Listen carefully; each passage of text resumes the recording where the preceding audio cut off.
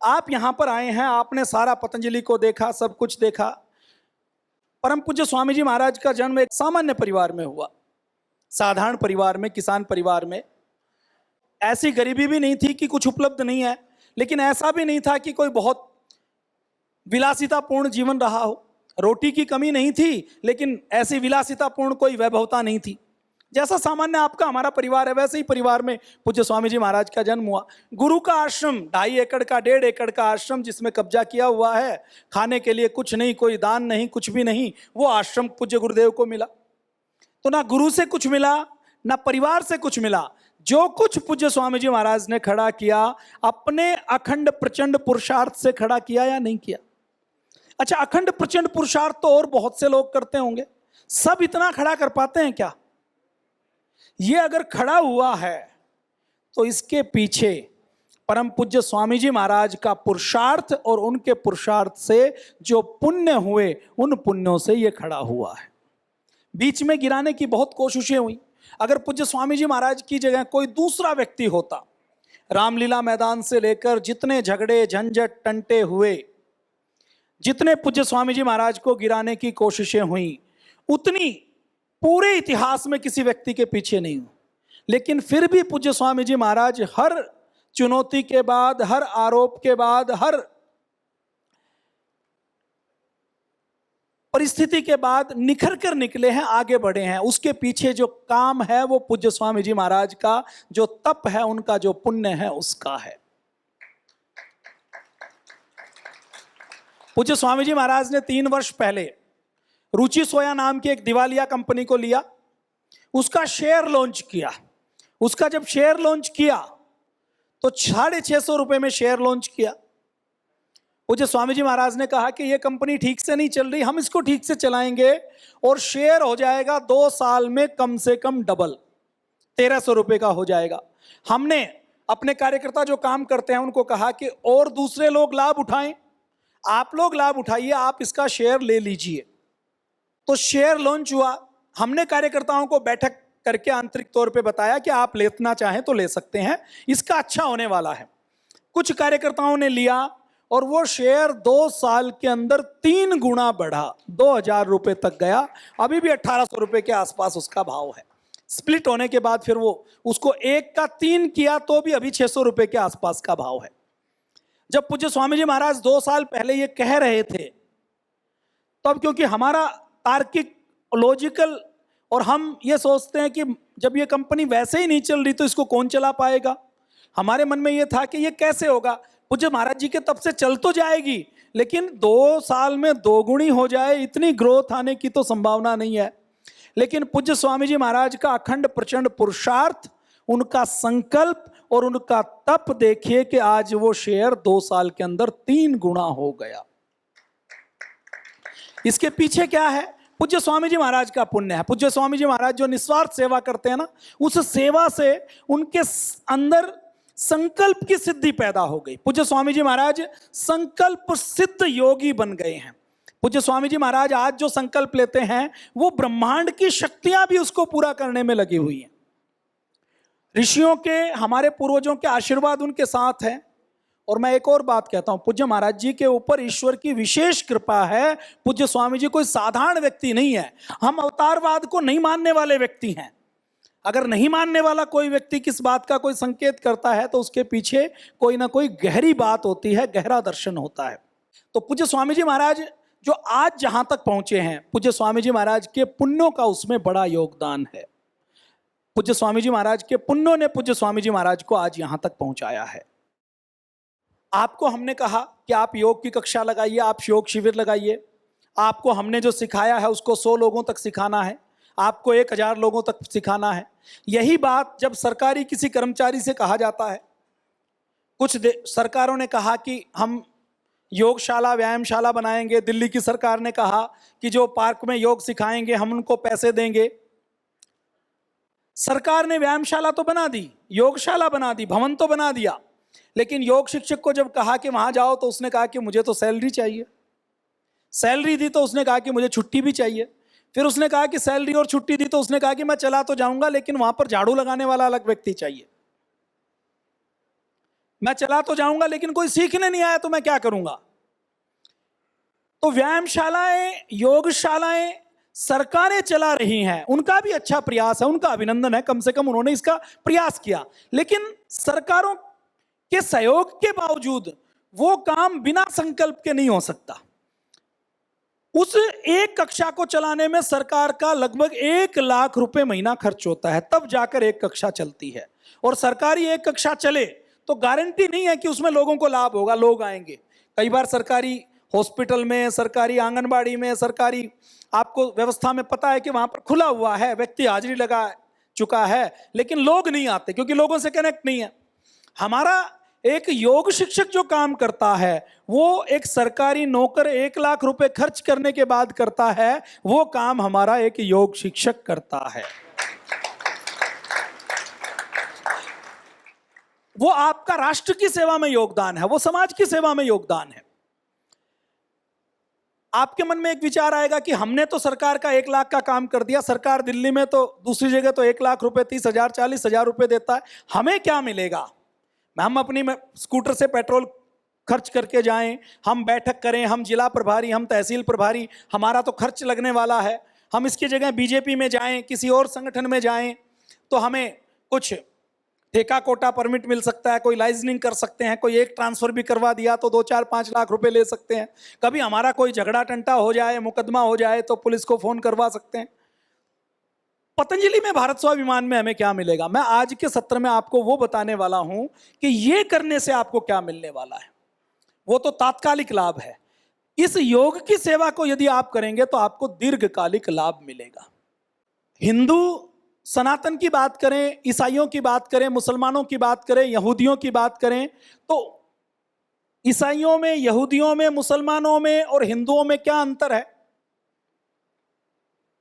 आप से पूछूं तो आप कहेंगे वो मस्जिद में जाते हैं, मंदिर में जाते हैं, वो कुरान को मानते हैं, हम वेद को मानते हैं, गीता को मानते हैं। आपसे और पूछूं तो आप कहेंगे वो टोपी पहनते हैं, वो चोटी नहीं रखते, हम चोटी रखते हैं। और पूछा जाए तो आप फिर कुछ और बता देंगे कि वो उल्टे बैठकर, उकड़ू बैठकर नमाज पढ़ते हैं, वो 5 बार नमाज करते हैं, हम मंदिर जाते हैं। ये सब प्रतीक हैं। मूल सैद्धांतिक अंतर क्या है। जैसे ये हीटर, पंखा है ना, तो पंखा किस सिद्धांत पर काम करता है कि आपने एक कॉइल के अंदर आपने बिजली दी तो इलेक्ट्रोमैग्नेटिक फील्ड पैदा हुआ जिसने रोड को घुमा दिया। अब ये पंखा काले रंग का हो, सफेद रंग का हो, छत वाला हो, दीवार वाला हो, कोई फर्क पड़ेगा। अभी आपको ये पंखा दिखाई दे रहा है, लेकिन इसी मोटर को लगा दिया जाए तो मिक्सी बन जाएगी कि नहीं बन जाएगी। इसी मोटर को लगा दिया जाए तो वॉशिंग मशीन बन जाएगी। इसी मोटर को पहिए में लगा दिया जाए तो गाड़ी बन जाएगी। इसी मोटर को किसी चारा काटने की मशीन में लगा दिया जाए तो चारा काटना शुरू हो जाएगा। होगा या नहीं होगा। आप देखेंगे तो आपको यह पंखा दिखाई देगा। एक इंजीनियर और मिस्त्री देखेगा तो जिसने पंखा ठीक करना ठीक लिया, पंखे का सिद्धांत समझ लिया, तो वो वॉशिंग मशीन भी ठीक कर सकता है कि नहीं कर सकता। तो सारी चीजें किससे चलती हैं, सिद्धांतों से चलती हैं। अब ये जो पंखा है इसमें खराबी आएगी तो इंजीनियर इसका रंग देखेगा, ये दीवार का है या छत का है या जमीन पर चलने वाला है, ये देखेगा या उसके सिद्धांत को समझेगा। जब हम विज्ञान पढ़ते हैं तो विज्ञान में हमें थ्योरी सिखाई जाती है ना, सिद्धांत बताए जाते हैं कि इसके अंदर मूल सिद्धांत क्या काम करता है। अगर हम हिंदुओं में मुसलमानों, ईसाई और यहूदियों की बात करें तो बड़े बड़े अंतर नहीं बता पाते हम, क्योंकि पूज्य स्वामी जी महाराज के शिष्य हैं और पूज्य स्वामी जी महाराज ने हमें यह ज्ञान दिया है। उनमें और हम में एक ही मूल अंतर है। आप कहेंगे जी हिंदू अच्छे होते हैं, तो ईसाई कहेगा कि हम भी अच्छे होते हैं, हम भी सबसे प्रेम करते हैं। आप कहेंगे जी हम तो शाकाहारी हैं, हिंदू वाले तो अहिंसा नहीं करते। वो बहुत एग्जाम्पल दे देंगे कि आपके तो देवता को, भैरव को बलि चढ़ाई जाती है, आपके भी तो बहुत से लोग मांस मदिरा खाते हैं और भारत के अंदर भी 40% लोग हिंसा करके नॉनवेज खाते हैं। फिर वो कहेंगे कि हिंसा, तर्क अगर करेंगे तो वो कहेंगे हिंसा कोई बकरे की या मुर्गे की थोड़ी है। आपने चींटी को मारा, वो फिर आपको सेब या लीची दिखा देंगे। आप जो सेब खाते हैं उसके ऊपर भी लाखों जीवाणु हैं, कीटाणु हैं जो चलते हुए भी दिखाई देंगे। आप कहेंगे कि जी सनातनी या हिंदू अच्छे होते हैं, वो कहेंगे अच्छा तो ईसाई भी तो हो सकता है, अच्छा मुसलमान भी तो हो सकता है, अच्छा यहूदी भी तो हो सकता है। अंतर क्या है, सैद्धांतिक अंतर क्या है।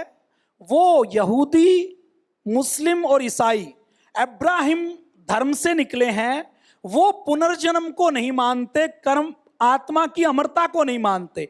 सनातन एक ऐसा धर्म है जो आत्मा की अमरता और पुनर्जन्म को मानता है। यह सैद्धांतिक अंतर है।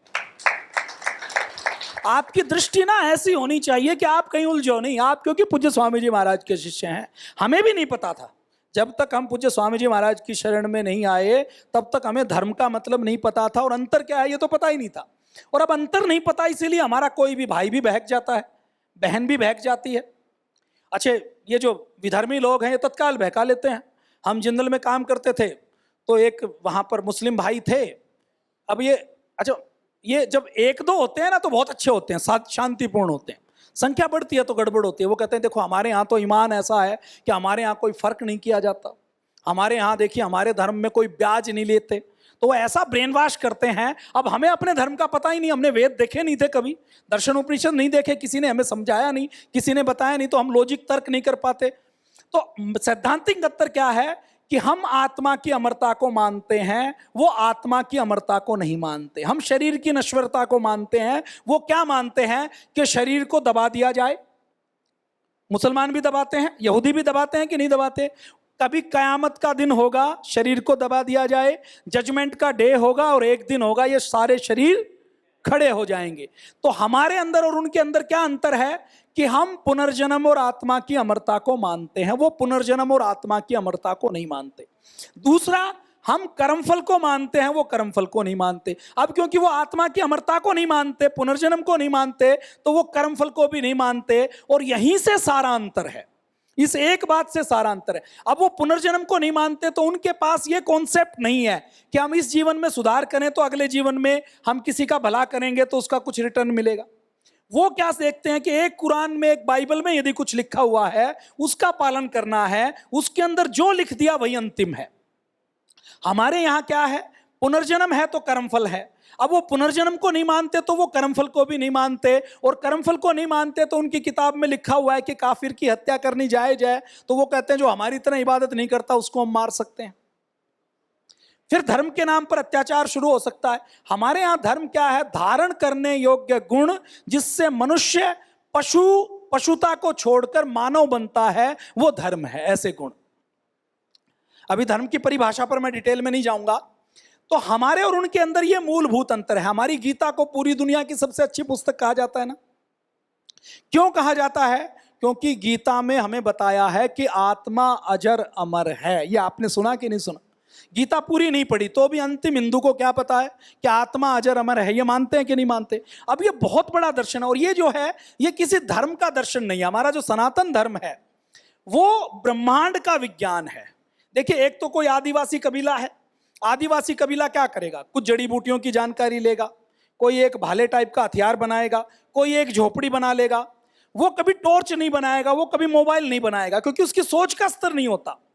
हमारे यहां अगर 5000 साल पहले, कम से कम, उससे पहले कितना हुए होंगे उसका तो कोई एविडेंस नहीं है, अगर महर्षि पतंजलि हुए हैं, पतंजलि का योग दर्शन आपको अष्टांग योग बताया। अष्टांग योग में यदि यम नियम की बात की जा रही है तो कोई भी सभ्यता, संस्कृति, अफ्रीका के आदिवासी आज यम नियम की बात कर सकते हैं। कई बार वीडियो आते हैं ना कि आदमी को, बंदर को पका के खा जाते हैं। 1500 साल पहले तक अमेरिका, ब्रिटेन के सारे लोग जंगलों में रहते थे। वो केवल और केवल ये चाहते थे कि किसी तरह पेट भर जाए और जानवरों से जान बच जाए, ठंड से जान बच जाए। तो सबसे पहले व्यक्ति की आवश्यकता होती है रोटी की, फिर कपड़े की कि शरीर ढक जाए, वो छाल पहने या ऊन के बने हुए, बालों के बने हुए कंबल लपेटें, और तीसरी आवश्यकता होती है कि फिर हमें कोई शेल्टर मिल जाए। मन का चिंतन कौन सा समाज करेगा?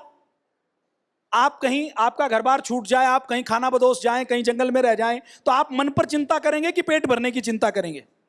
मन की चिंता कौन करेगा? मन की चिंता वही करेगा जिसको पेट भरने की चिंता नहीं हो, जिसको वस्त्र की चिंता नहीं हो, और जिसने खूब अच्छे भवन बना लिए हो। महर्षि पतंजलि किस बात की बात करते हैं? त्याग की बात करते हैं ना।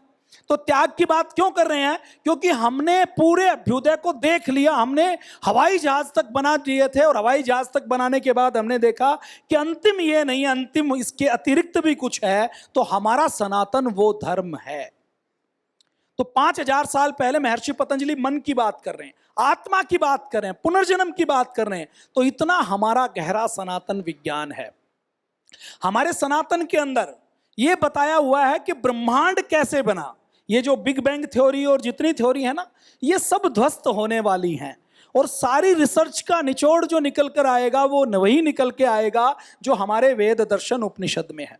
आज मेडिकल साइंस ने, देखो मेडिकल साइंस 300 साल पहले कुछ नहीं था, केवल आयुर्वेद था। 300 साल पहले माइक्रोस्कोप की खोज हुई तो थोड़ा उन्होंने बैक्टीरिया वायरस को पहचाना, कोशिका की खोज हुई।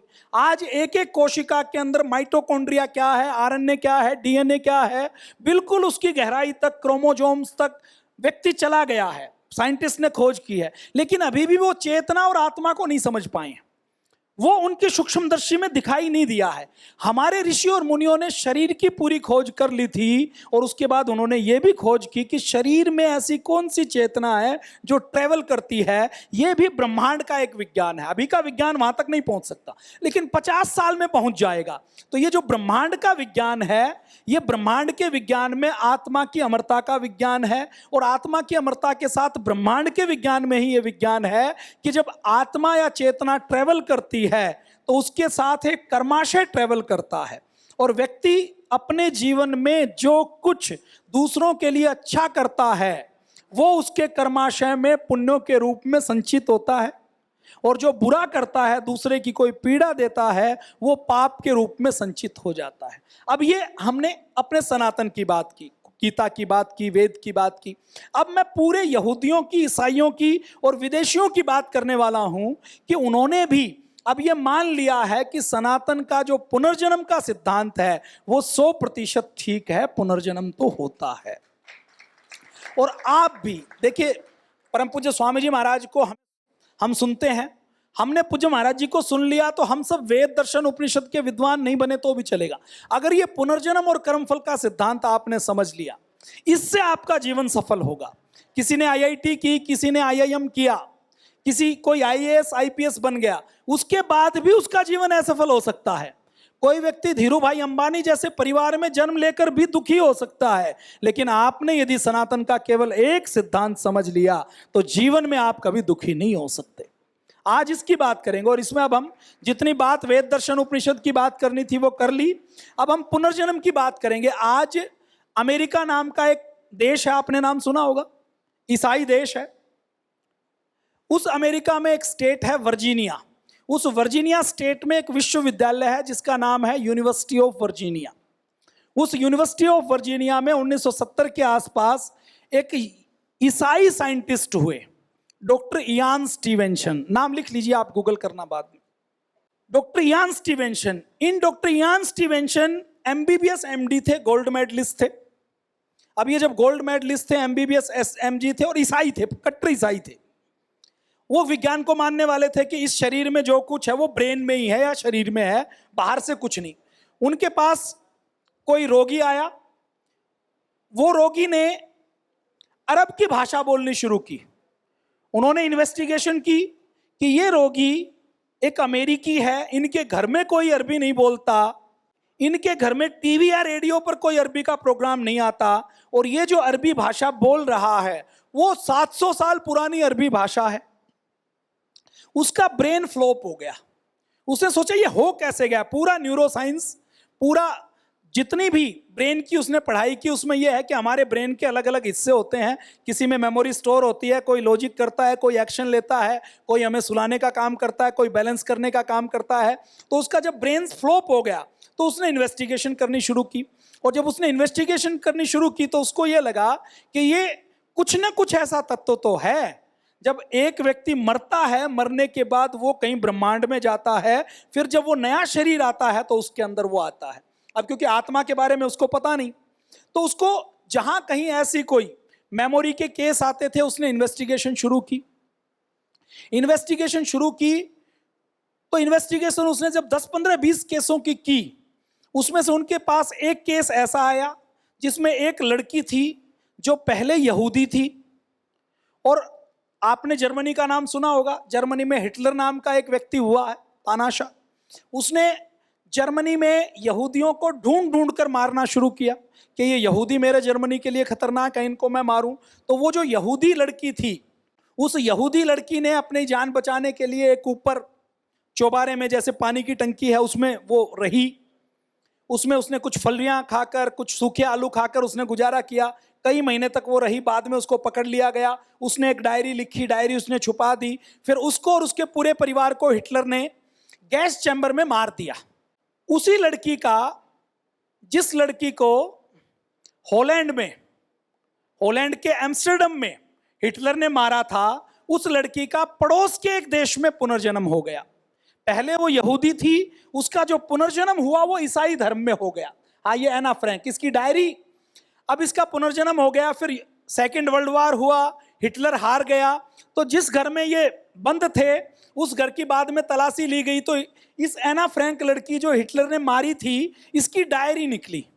ये डायरी निकली, ये डायरी खूब पॉपुलर हुई। एना फ्रैंक की डायरी अभी भी दुनिया की 150 भाषाओं में इसकी ट्रांसलेशन हुई।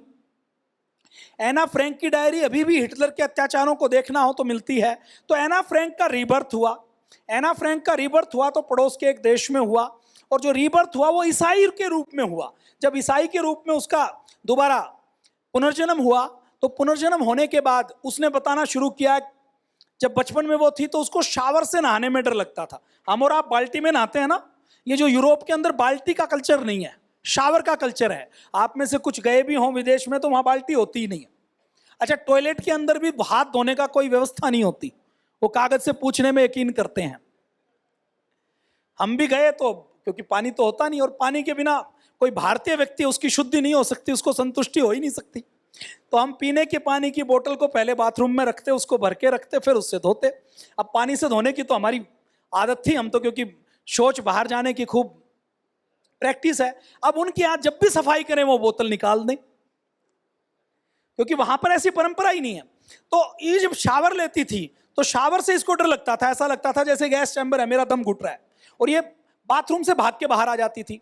फिर इसने अपने माता पिता को बताया कि मेरा नाम एना फ्रैंक था, मैं इतने, वहां पर मेरा जन्म हुआ एम्स्टर्डम में, वहां पर मैंने ये किया, वहां पर मैं ऐसे रहती थी, और मेरे माता पिता को, मेरे परिवार को हिटलर ने पकड़ लिया और मुझे उन्होंने गैस चैम्बर में मार दिया। इनके माता पिता क्योंकि ईसाई थे, अब ईसाई में पुनर्जन्म होता नहीं है तो वो मानते नहीं। सनातन में कोई कहे तो हम कम से कम उसकी बात तो सुनते हैं, लेकिन ये जितने विदेशी हैं ये उनकी बात ही नहीं सुनते। किसी मुसलमान में यदि कोई कह दे कि मैं पिछले जन्म में ये था, तो उस मुसलमान को बड़ी तकलीफ होती है। क्यों?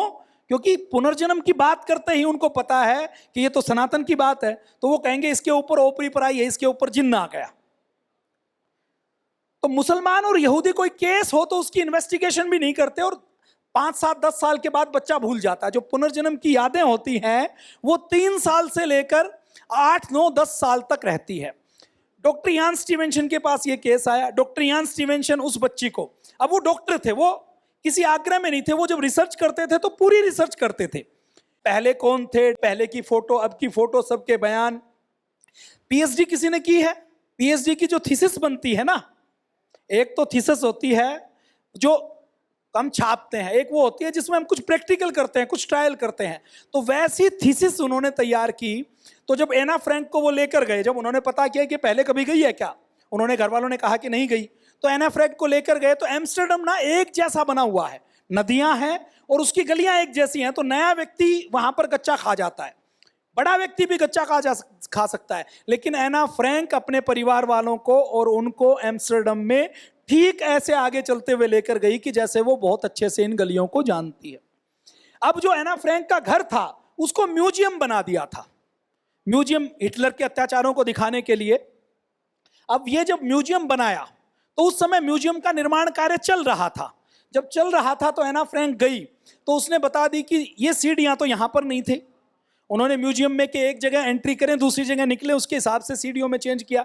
फिर उसने बताया कि यहाँ तो मेरी फोटो लगी हुई थी, मेरे कुछ जो बच्चे कॉमिक्स की फोटो लगाते हैं ना, कि मेरी हीरो, मैं जिनको पसंद करती हूँ उनकी फोटो लगी हुई थी, वो फोटो नहीं है। तो उन्होंने कहा जी वो हमने उतारी है ताकि उनको ग्लास में हम बंद करके दोबारा लगा सकें। तो एक एक डिटेल एना फ्रैंक ने जब बताई तो डॉक्टर यान स्टीवेंसन हैरान रह गए कि कुछ तो ऐसा है जो शरीर से निकल कर जाता है। अब डॉक्टर यान स्टीवेंसन भी ईसाई, लड़की ईसाई, और पिछले जन्म में वो यहूदी थी।